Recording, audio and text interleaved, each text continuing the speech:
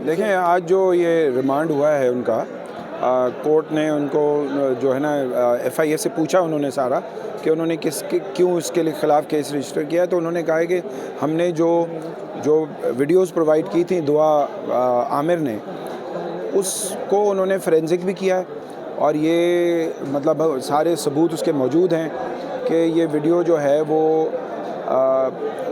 वो इसी ने मुल्ज़िमा ने बनाई है। और हमारा ये कहना था कि ये एक पूरा गैंग है जो ब्लैकमेलिंग करता रहा है और उन्होंने घर की जो एक होती है मियाँ बीवी की सेंटिटी, उसको भी जो है ना वो ख़राब किया है। और हमारा मौक़िफ़ यही था कि आमिर लियाकत की जो डेथ है वो डिप्रेशन में इसी वजह से हुई है क्योंकि आमिर लियाकत के बहुत सारे इंटरव्यूज़ जो कि उन्होंने आइसोलेशन में अपने रिकॉर्डिंग की थी वो भी हमने प्रोवाइड किए थे एफआईए को, जिसमें वो बड़े साफ लफ्ज़ों में कह रहे हैं कि मेरी इज़्ज़त को उछालने के लिए इन्होंने सारा किया है। फिर आमिर लियाकत की डेथ के बाद जब उनकी मिसेज़ बुशरा मेरे साथ खड़ी हैं, वो एक्स मिसेज़ फर्स्ट वाइफ जो थी और दोनों बच्चों की माँ है ये, तो जब इन्होंने उससे पूछा ड्राइवर से कि वो आजकल बाय रोड कैसे सफ़र कर रहे थे क्योंकि उनको बाय रोड सफ़र पसंद नहीं था, लेकिन उन्होंने बताया कि वो लोगों को फेस नहीं कर सकते थे उस वीडियो के बाद, जो कि उनकी जो न्यूड वीडियोस जो हैं वो वायरल हुई थी और जो इन्होंने भी की थी और इन्होंने टेलीविज़न पे भी इन्होंने इसको कमिट किया कि इन्होंने बनाई भी हैं और इन्होंने रिलीज़ भी की हैं। और हमें ये लगता था कि उसके बाद भी उनके अकाउंट से बहुत सारे पैसे जो है ना अकाउंट से गए हैं और वो कनेक्ट कर रहा है कि किस तरह ये ब्लैकमेलिंग रेगुलर चल रही थी, क्योंकि वो ख़ुद कह रही थी अपने कई इंटरव्यूज़ में, उन्होंने कहा कि अगर वो हमारी बात नहीं मानेंगे तो फिर हम इसको फर्दर इनकी इज़्ज़त का कचरा करेंगे, ये लफ्ज़ उन्होंने इस्तेमाल किया था। तो वो सारी जो उनके अपनी बनाई हुई वीडियोज़ हैं वो हमने ऑलरेडी एफआईए को दी हुई हैं। और आपको ये भी पता होगा कि एफआईए में जब ये केस गया है तो वो ऐसे ही किसी के ख़िलाफ़ एफआईआर दर्ज नहीं करते। एफआईए का प्रोसीजर ये है कि वो सारी वीडियोज़ को फोरेंसिक करते हैं, उसकी पूरी फोरेंसिक करने के बाद वो एफआईआर काटते हैं। और जब ये एफआईआर काटने से पहले भी वो उन्होंने इनको बार बार नोटिस किए और ये नोटिस पे नहीं आई। पहले इन्होंने कहा कि ये जो है ना वो इद्दत पे हैं, लेकिन इद्दत में होते हुए ये टिकटॉक बना रही थी बाहर जाके भी, लेकिन इन्होंने वो एफआईए के पास जाना मुनासिब नहीं समझा। उसके बाद ये हुआ कि कोर्ट इन्होंने उसको फिर इन्होंने कहा कि मुझे डेंगू हो गया है और वो भी जो है ना उनका वो था कि मैं नहीं आ सकती। और फिर इसके बाद ये हुआ कि एफआईए ने इंटरम चालान, जो कि लीगल रिक्वायरमेंट होती है, वो कोर्ट में दाखिल किया। और इंटरम चालान जब दाखिल किया तो उसके बाद भी ये इन्होंने मुनासिब नहीं समझा कि वो उसमें हाज़िरी दें, तो इसलिए फिर कोर्ट जो एफआईए ने इनको लोधरा से परसों अरेस्ट किया है। कल मजिस्ट्रेट के सामने पेश किया था, लेकिन वो लेट हो गए थे, मजिस्ट्रेट उस वक्त जा चुके थे, तो आज दोबारा राहदारी रिमांड लेकर गए थे वो, और फिर उसके बाद उन्होंने आज लिंक मजिस्ट्रेट के पास पेश किया। इससे पहले जो मजिस्ट्रेट थे साउथ के, उन्होंने इनका रिमांड नहीं दिया। उन्होंने कहा कि ये चूँकि ऑफेंस जो है जो हुआ था, एक्चुअली जो वीडियो रिकॉर्डिंग है वो उनके घर पे हुई थी आमिर लियाकत के, जो तारिक रोड के पीएस के उसमें आता है। तो फिर एफआईए ने उनका जो केस है वो यहाँ पे पेश किया है और फिर आज लिंक मजिस्ट्रेट हैं जिन्होंने आज उनका रिमांड दिया है। और उन्होंने मजिस्ट्रेट ने ये कहा कि इनको हम पुलिस कस्टडी नहीं कर सकते क्योंकि लॉ अलाउ नहीं करता, लेकिन उन्होंने ये कहा कि वो अलाउ करेंगे आईओ को, जो इस केस की आईओ हैं, कि वो जब चाहें जाके उसको इन्वेस्टिगेट करें उसमें जेल में, और उन्होंने इसको जेल भेजने का ये आज ऑर्डर किया। थैंक यू मैडम साहब। अच्छा मैडम, ये बताएं कि दानिया ने तो इनकार किया है आज कि मेरा इससे कोई वीडियो से कोई ताल्लुक़ नहीं है, तो आप क्यों ये दावा कर रही हैं कि उन्होंने ही ये वीडियो बनाई और रिलीज़ की? हाँ, इस पे तो मैं यही कहूँगी, मुझे हंसी आती है इस जवाब पर ही, उनके हंसी आती है। और एक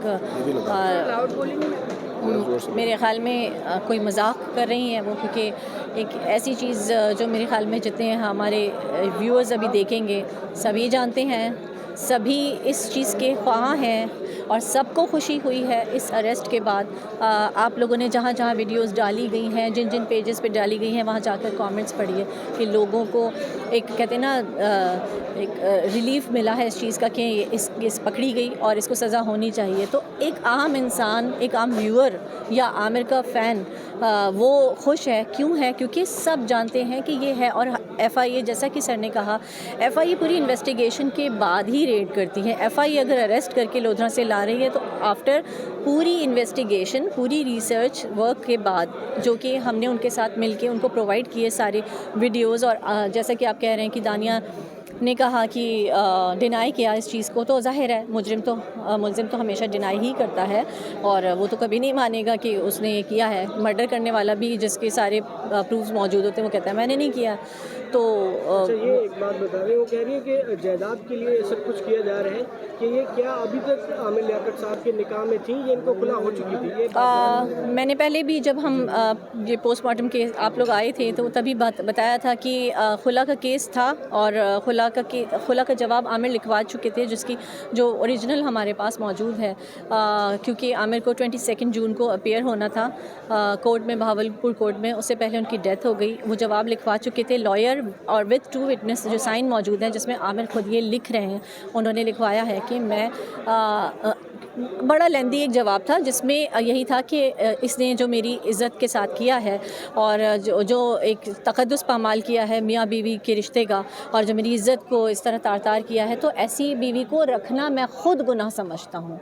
ये अल्फाज उसमें है मौजूद, उस डॉक्यूमेंट में जो उन्होंने डिटेल लिखवाया था अपने लॉयर को। और उसमें उन्होंने ये भी कहा है कि अदालत से मैं दरख्वास्त करता हूँ कि जो खुला उन्होंने मांगी है उसकी डिग्री जारी कर दे अदालत। तो अनफॉर्चुनेटली आमिर की 9 जून को डेथ हो गई और वो तो अपीयर नहीं हो सके। फिर हमने लॉयर को भेजा था वहाँ, और जिस दिन वो लोग जाते हैं भावलपुर कोर्ट उस दिन ये अपना वो केस वापस विड्रॉ कर लेती हैं। यूँ देखा जाए कानूनन तो आप कहेंगे कि वो वैसे तो वो नहीं होना चाहिए था इस तरह, लेकिन ये कि वो कोर्ट उनसे उन्होंने केस वापस, पर शादी, तलाक, निकाह, खुला, ये सब शरीयत है, ठीक है। ये दुनियादारी पेपर्स तो ये तो एक दुनियादारी है, पर निकाह तो 2 लोगों के मजाक में भी इजाब कबूल हो जाए तो निकाह हो जाता है, मजाक में भी तलाक अगर कोई दे दे तो तलाक हो जाती है। तो यहाँ आमिर ने एक पूरा डॉक्यूमेंट मौजूद है विद 2 विटनेस की प्रेजेंस में आमिर ने ये लिखवाया था कि मैं इसे एक्सेप्ट करता हूँ इस खुला को, और उनको अदालत डिग्री जारी कर दे। तो शरन ये खुला हो चुकी। अगर हम मुफ्ती हजरात से भी आप पूछें तो अहादीस में जो एक हज़रत साबित बिन कैस रज़ियल्लाहु अन्हु का वाक़या मौजूद है कि वो एक डिटेल पूरा वो है। तो मैंने बहुत सारी चीज़ें यहाँ अदालत में भी बताई थी। तो मेरे नज़दीक और मेरे ख्याल में शरन तो वो बीवी है भी नहीं। मैं तो मीडिया से भी कहूँगी उन्हें बेवा लिखा ही ना करें, क्योंकि ये खुद एक मजाक है। क्योंकि आमिर, वो डिटेल मैं आप लोगों से शेयर करूँगी इंशाल्लाह, वो डॉक्यूमेंट जो आमिर ने लिखा था और वो उनके लॉयर ने 2 विटनेसेस के सामने सारा कुछ साइन भी उनके साइन मौजूद हैं उसमें।